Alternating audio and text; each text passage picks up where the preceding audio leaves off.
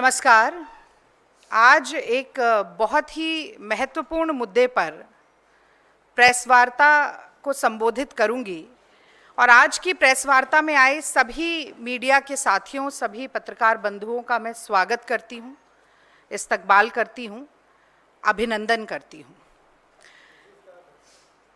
जो संवेदनशील समय आज देश में है, मुझे लगता है कि आज की प्रेस वार्ता की शुरुआत इन पंक्तियों के साथ करना लाजमी होगा कि मन समर्पित, तन समर्पित और ये जीवन समर्पित, चाहता हूँ देश की धरती तुझे कुछ और भी दूँ। माँ तुम्हारा ऋण बहुत है, मैं अकिंचन, किंतु इतना कर रहा फिर भी निवेदन, थाल में लाऊं सजाकर भाल जब मैं, स्वीकार कर लेना दया कर ये निवेदन, मान अर्पित, प्राण अर्पित, रक्त का कण कण समर्पित, चाहता हूँ देश की धरती तुझे कुछ और भी दूँ। अपना सर्वस्व न्यौछावर करके देश प्रेम और देशभक्ति की भावना से ओतप्रोत भारत की जल, थल और वायु सेना लगातार शौर्य, साहस और पराक्रम में नए मानक स्थापित करती जा रही है। और आज ये प्रेस वार्ता करते हुए मैं बहुत गर्वान्वित महसूस कर रही हूं कि ऑपरेशन सिंदूर इस बात का प्रत्यक्ष प्रमाण है। पहलगाम हमले के बाद पाकिस्तान की ईंट का जवाब पत्थर से देने के लिए, पाकिस्तान के दांत खट्टे करने के लिए, पाकिस्तान की नाक में नकेल डालने के लिए, पाकिस्तान के आतंकी ठिकानों को, एयर डिफेंस सिस्टम को, F-16 जैसे जेट्स को और पाकिस्तान के तमाम नापाक इरादों और मंसूबों को नेस्तनाबूद करने के लिए भारत की सेना की जितनी प्रशंसा की जाए, जितनी तारीफ की जाए, मैं समझती हूं कि वो कम है। और इसीलिए आज की बात मैं अपनी सेना के आगे हाथ जोड़कर, शीश नमन करके शुरू करना चाहती हूं। और मैं कहना चाहती हूं अपने देश की सेना से कि आज हम सब निश्चिंत होकर रात को इसीलिए सो पा रहे हैं क्योंकि आप हमारी रक्षा के लिए, हमारे देश की अखंडता, संप्रभुता की रक्षा के लिए अंगद की तरह पैर जमाकर सीमा पर खड़े हुए हैं। आपके जज्बे को, आपके जुनून को, आपके जोश को मैं लाखों सलाम करती हूं। और अब मैं दो बड़े प्रमुख मुद्दों पर आज की जो प्रेस वार्ता है उसे केंद्रित करना चाहती हूं। पहलगाम में बुज़दिल पाकिस्तान ने कायराना आतंकी हमला किया और उस हमले की खासियत ये थी कि भारत की सरजमी में घुसपैठ करके निहत्थे निर्दोष सैलानियों पर गोलियां चलाने वाले धर्म पूछकर मार रहे थे। कितने सुहाग उजड़े, कितनी मांग सूनी हुई, लेकिन भारत में, हिंदुस्तान में एक विवाहिता महिला के सिंदूर की कीमत क्या होती है, ये कर्नल सोफिया कुरैशी और विंग कमांडर व्योमिका सिंह ने न सिर्फ पाकिस्तान को बल्कि पूरी दुनिया को दिखाया। और मुझे गर्व है इस बात का कि न सिर्फ यह बताया कि एक विवाहिता, एक ब्याहता के सिंदूर के साथ खिलवाड़ और अपमान ये देश बर्दाश्त नहीं करेगा, बल्कि ये भी सशक्त संदेश देने का काम किया कि तुम धर्म पूछ रहे थे, अगर हिंदुस्तान का कोई एक धर्म है तो इस देश की संप्रभुता का प्रतीक तिरंगा इस देश का धर्म है। और मैं कहना चाहती हूं कि भारत मां का सपूत जब वीर गति को प्राप्त होता है तो इसी तिरंगे में लिपट कर आता है, उसकी जाति, उसका धर्म नहीं पूछा जाता। और मैं कहना चाहती हूं कि 1971 में जब भारत ने लोहा लिया पाकिस्तान से, क्योंकि पाकिस्तान की नापाक नजर भारत के तिरंगे पर आ गई थी, भारत की सरजमी पर आ गई थी, तो उसी तिरंगे का सम्मान बचाने के लिए पाकिस्तान के दो टुकड़े कर दिए गए और एक ऐसा जख्म पाकिस्तान को दिया जो मुझे लगता है आज तक उसका मरहम नहीं खोज पाया है। एक ऐसा जख्म पाकिस्तान को दिया जो अनंत काल तक रिश्ता रहेगा। एक ऐसा जख्म पाकिस्तान को दिया जिसकी टीस से आज तक पाकिस्तान खून के आंसू रो रहा है, लेकिन अपनी गलतियों से सीखा नहीं। चाहे 71 का युद्ध हो, 99 का युद्ध हो, या इस बार हमारी तरफ आंखें तरेरने की जुर्रत कर रहा पाकिस्तान हो, इतिहास गवाह है और आगे आने वाली पुश्तें गवाह होंगी कि भारत की सेना ने किस तरह से पाकिस्तान के घुटने टिकाने और नाक रगड़वाने का काम किया। तो जब तिरंगे पर आंच आती है तो हर भारतीय कैसे एक हो जाता है, ये बताना बहुत जरूरी है, क्योंकि 26 जनवरी और 15 अगस्त के दिन इसी तिरंगे को सलामी देते हुए, इसी तिरंगे के नीचे खड़े होकर हर भारत का निवासी जय हिंद का नारा लगाता है। और मैं फिर बहुत गर्व के साथ कहती हूं कि भारतीय राष्ट्रीय कांग्रेस सबसे पुराना राजनीतिक दल, सबसे प्रमुख विपक्षी दल इस देश का है, और इसी तिरंगे को आज हाथ में लेकर हर कांग्रेसी देश के हर प्रदेश में जय हिंद यात्रा निकालेगा। जय हिंद यात्रा क्यों जरूरी है, यह भी मैं आपको बताना चाहती हूं। जैसा कि आप सब लोग जानते ही हैं कि भारतीय राष्ट्रीय कांग्रेस ने यह स्पष्ट किया कि यह समय किसी भी तरह की दलगत राजनीति का समय नहीं है। और हम सिर्फ कहते नहीं हैं, हमारी कथनी और करनी बराबर होती है, उसके बीच में लेश मात्र का फर्क नहीं है। कांग्रेस पार्टी ने पूरे देश में अपना हर राजनीतिक कार्यक्रम स्थगित किया, लेकिन हां, हमने ये प्रण किया कि हम जय हिंद यात्रा जरूर निकालेंगे। और इसलिए निकालेंगे क्योंकि दुनिया को यह संदेश देना बहुत जरूरी है कि पाकिस्तान की आतंकवादी गतिविधियों के विरोध में 225 करोड़ हिंदू, 20 करोड़ मुसलमान, 2.25 करोड़ ईसाई, 2 करोड़ से ज्यादा सिख, जैन, बौद्ध, पारसी सब एक होकर खड़े हैं। पहलगाम में धर्म के आधार पर चिन्हित किया गया और धार्मिक स्थल को भी हमारे देश में गुरुद्वारे को निशाना बनाया गया। हमारे सिख भाई बहनों की अस्मिता को निशाना बनाया गया। ऐसे कुत्सित प्रहारों का मुंहतोड़ जवाब देने के लिए सेना दिन रात एक कर रही है, लेकिन भारत का नागरिक होने के नाते हमारा भी एक कर्तव्य है।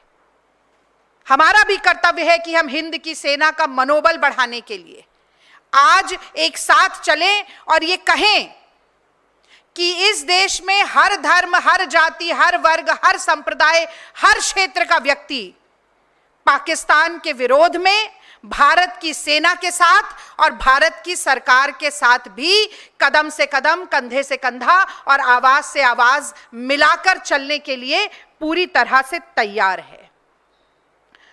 पहलगाम आतंकी हमले के बाद जो कांग्रेस पार्टी की पहली वर्किंग कमेटी हुई, उसमें जो रेजोल्यूशन पास हुआ, उससे लेकर कल जो दूसरी सर्वदलीय बैठक हुई, उसके बाद की प्रेस ब्रीफिंग में पूरी तरह से पुरजोर तरीके से भारतीय राष्ट्रीय कांग्रेस के अध्यक्ष मल्लिकार्जुन खड़गे जी ने और देश के नेता प्रतिपक्ष श्री राहुल गांधी जी ने ये बात लगातार कही है कि हम मन, वचन और कर्म से भारत सरकार के साथ हैं। कोई भी बड़ा फैसला पाकिस्तान के विरोध में भारत सरकार लेती है तो हमारा पूरा सहयोग और पूरा समर्थन सरकार के साथ है। और आज हम इस जय हिंद यात्रा के माध्यम से इसी संदेश को दोहराने का काम करेंगे कि भारत की जो अनेकता में एकता है, वही भारत की ताकत है, वही भारत की शक्ति है और वही ताकत दुश्मनों को मुंहतोड़ जवाब देने में सक्षम है। और मैं अपने मीडिया के साथियों से भी अनुरोध करती हूं कि इस संदेश को, ये जो एकता का संदेश है, इसका ज्यादा से ज्यादा प्रचार और प्रसार हो सके।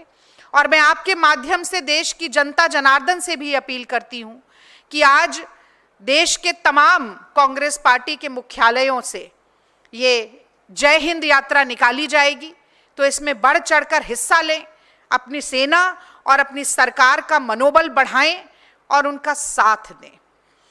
और अंत में मैं थोड़ी बात करना चाहती हूं, जो हम कहते हैं last but not the least, Poonch के बारे में। मैं ध्यान आकर्षित करना चाहती हूं पाकिस्तान की कुत्सित और गलीज हरकतों के बारे में। हमारी सरहद को पार करके 200-250 किलोमीटर भारत की सीमा के अंदर घुसपैठ करके पहलगांव के निहत्थे निर्दोष पर्यटकों को गोलियों से भून डाला गया। जवाब में सेना ने ऑपरेशन सिंदूर किया, लेकिन पाकिस्तान के किसी आम नागरिक को निशाना नहीं बनाया, बल्कि पीओके के 9 आतंकी ठिकानों को, जहां पर दहशतगर्दों को पाला जा रहा था, उनकी ट्रेनिंग हो रही थी, उन्हें असलो बारूद से लैस किया जा रहा था, आतंक को पाला और पोसा और परोसा जा रहा था, ऐसे ठिकानों पर हमने प्रहार किया और उन्हें ध्वस्त करने का काम किया। और इस नापाक मुल्क की आप बेशर्मी और बेहयाई देखिए कि मसूद अजहर के खानदान के 10 लोग मारे जाते हैं इन आतंकी ठिकानों में, उसके 4 साथी मारे जाते हैं, और पाकिस्तान की पूरी सेना आतंकवादियों की मैयत पर मातम मनाने और मरसिया पढ़ने पहुंच जाती है। इनकी बेशर्मी और बेहयाई देखिए कि स्टेट फ्यूनरल दिया जाता है आतंकवादियों को, और मैं समझती हूं कि यही करना अपने आप में संपूर्ण सबूत है that Pakistan is a terror state. लेकिन इस पर भी पाकिस्तान रुकता नहीं है। फिर कहूंगी कि इस नापाक मुल्क की बेशर्मी और बेहयाई देखिए कि आतंकी ठिकानों पर हमारे गोलाबारी के बाद वो भारत के निर्दोष और निहत्थे, फिर से एक बार कह रही हूं, निर्दोष और निहत्थे भारतीयों पर, कश्मीरियों पर और छोटे छोटे बच्चों पर गोला बारूद बरसाते हैं, कत्लेआम करते हैं, इंसानियत को शर्मसार करते हैं, और कहीं ना कहीं पूरी दुनिया के सामने ये सिद्ध करते हैं कि पाकिस्तान एक आतंकवादी देश है, आतंक को पालता और परोसता है। ये केवल आरोप नहीं, ये सच्चाई है और ये वस्तु स्थिति है। और मैं ये भी कहना चाहती हूं कि बार बार पड़ोसी मुल्क होने के नाते हमने पाकिस्तान के साथ डिप्लोमेटिक रिलेशंस रखे, सामयिक नीति हम बनाते रहे। 1999, मैंने 71 की बात की, मैं 99 की भी बात करती हूं। कारगिल की चोटियों पे खड़े होकर ये दिल मांगे मोर का नारा लगाकर पाकिस्तान की नाक रगड़वाने का काम भारत की सेना ने 99 में भी किया था। उसके बाद भी हमने सामयिक रिश्ते नहीं तोड़े। इतना विश्वास किया पाकिस्तान पर कि आईएसआई को भी भारत में बुला लिया। और पाकिस्तान ने क्या किया? हर बार हमारे विश्वास का घात हुआ, हमारी पीठ पर छुरा घोंपने का काम हुआ। पुंछ में आम कश्मीरियों को मौत के घाट उतारकर, हमारे गुरुद्वारे को निशाना बनाकर, हमारे सैन्य ठिकानों को निशाना बनाकर, और एक बड़ा गंभीर विषय है कि F-16 जेट का भारत के खिलाफ प्रयोग करके, ये वो जेट है जो अमेरिका ने पाकिस्तान को केवल इस शर्त पर दिया था कि आतंकवादी विरोधी गतिविधियों में ही मात्र इसका प्रयोग किया जा सकता है। ऐसे जेट का भारत के खिलाफ प्रयोग करके मैं समझती हूं कि आज दुनिया को ये दिखा दिया है कि आतंक के खिलाफ एक लोकतांत्रिक मानवतावादी देश भारत का क्या रुख है और आतंक का पोषण करने वाले पाकिस्तान का क्या रुख है। और यही कारण है कि कहीं ना कहीं दुनिया के तमाम जो देश हैं वो आज भारत के साथ खड़े होने के लिए धीरे धीरे तैयार हो रहे हैं। और मैं ये मानती हूं कि कुछ न कहने से भी छिन जाता है एजाज सुखन, कुछ न कहने से भी छिन जाता है एजाज सुखन, जुल्म सहने से भी जालिम की मदद होती है।